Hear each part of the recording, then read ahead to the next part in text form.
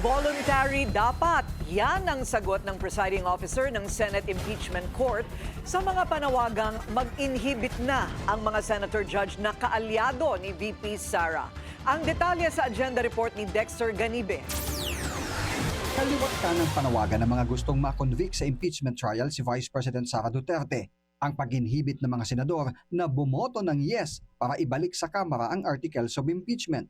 Bukod kay Senator Ronald Bato de la Rosa na siyang naghain ng motion para i-dismiss ang reklamo, pinapa-inhibit din sina Senator Amy Marcos at Robin Padilla na nakitang kasama ng bise sa ilang event sa Malaysia matapos silang makapanumpa bilang senator judges. Ayon kay Impeachment Court Presiding Officer at Senate President Francis Chis Escudero, kailangan lang isampa sa Impeachment Court ang panawagan sa pamamagitan ng pleadings. Saka pa lang ito didesisyonan ng bawat senador na pinapa-inhibit. Ang pag-recuse, ang pag-inhibit is voluntary on the part of the impeachment court judge. Sa mga ayaw kay VP Sara at saka pabor sa impeachment ng mambabatas.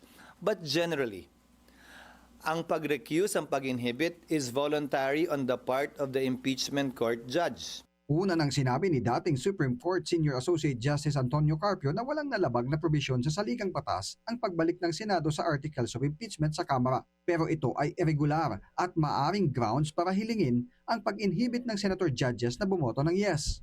Ginagalang ko ang opinion niya pero hindi ako sang-ayon.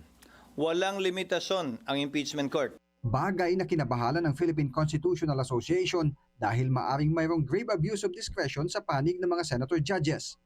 Pero duda si Escudero sa layunin ng PhilConsa. Yan ba yung parehong PhilConsa na pinamunuan ni Speaker Martin Romualdez noon? Yan, di ba?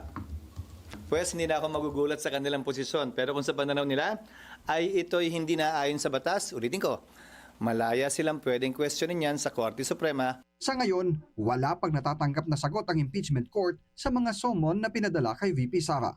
Para sa agenda, Dexter Ganibe ng Abante Radio.